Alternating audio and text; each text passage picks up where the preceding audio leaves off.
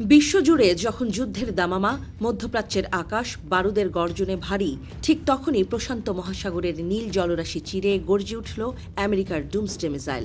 একদিকে Iran Israel যুদ্ধ নিয়ে কাঁপছে দুনিয়া, আর অন্যদিকে পেন্টাগন পরীক্ষা করল এমন এই মরণাস্ত্র যা নিমিষেই মুছে দিতে পারে পৃথিবীর যে কোনো মানচিত্র।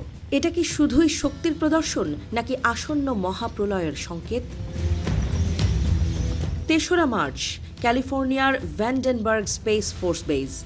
ঘড়ির কাঁটা যখন নির্দিষ্ট সময়ে পৌঁছালো, থরথর করে কেঁপে উঠল মাটি। কয়েক টন জ্বালানির অগ্নিশিখা ছড়িয়ে দিয়ে আকাশের বুক চিরে ওপরে উঠে গেল মিনিটম্যান ৩। এটি নিছক কোনো রকেট নয়, এ যেন স্বয়ং যমরাজ।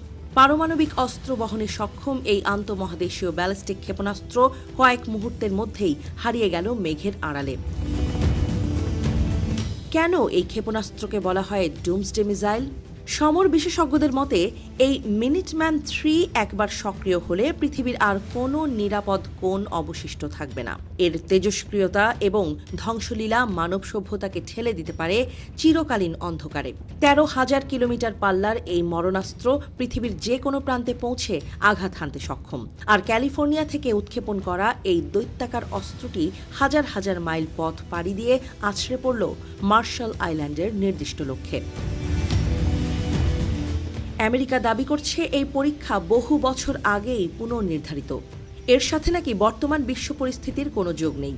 কিন্তু প্রশ্ন উঠছে টাইমিং নিয়ে। ঠিক যখন ইরান এবং আমেরিকার মধ্যে রক্তক্ষয়ী যুদ্ধ শুরু হয়েছে, যখন মধ্যপ্রাচ্যের পরিস্থিতি নিয়ন্ত্রণের বাইরে, ঠিক তখনই কেন এই পরীক্ষা? পেন্টাগনের এই যুক্তিকে কি আসলেই বিশ্বাস করছে বিশ্ববাসী, নাকি এর আড়ালে লুকিয়ে আছে অন্য কোনো প্রচ্ছন্ন হুমকি? গত শনিবার থেকে বদলে গেছে মধ্যপ্রাচ্যের মানচিত্র। আমেরিকা এবং ইসরায়েলি বাহিনীর যৌথ হামলায় নিহত হয়েছেন ইরানের সর্বোচ্চ নেতা আয়াতুল্লাহ আলী খামেনি। আর তারপরেই পাল্টে গেছে যুদ্ধের সমীকরণ। তেহরান থেকে ঝাঁকে ঝাঁকে মিসাইল ধেয়ে আসছে ইসরায়েল এবং গালফ দেশগুলোতে থাকা মার্কিন ঘাঁটির দিকে। রক্তের নেশায় মত্ত দুই পক্ষই এখন সম্মুখ সমরে। যুদ্ধের আঁচ পৌঁছেছে ভারত মহাসাগরের বুকেও। বুধবার যা ঘটেছে তা দ্বিতীয় বিশ্বযুদ্ধের পর আর দেখেনি পৃথিবী। ভারতের বন্ধুত্বপূর্ণ সফর শেষ করে ফিরে যাওয়ার পথে একটি ইরানি যুদ্ধজাহাজ ডুবিয়ে দিল মার্কিন সাবমেরিন। শ্রীলঙ্কা উপকূলে সংঘটিত এই হামলায় প্রাণ হারিয়েছেন অন্তত ৮৭ জন। যুদ্ধের এই নতুন ফ্রন্ট খোলার পরেই মিনিটম্যান ৩ এর গর্জন যেন নতুন করে আতঙ্ক ছড়াচ্ছে। এই যুদ্ধ ভারতের ঘরের দরজায় কড়া নাড়ছে। শ্রীলঙ্কার সংসদ সদস্যরাও উদ্বেগ প্রকাশ করেছেন।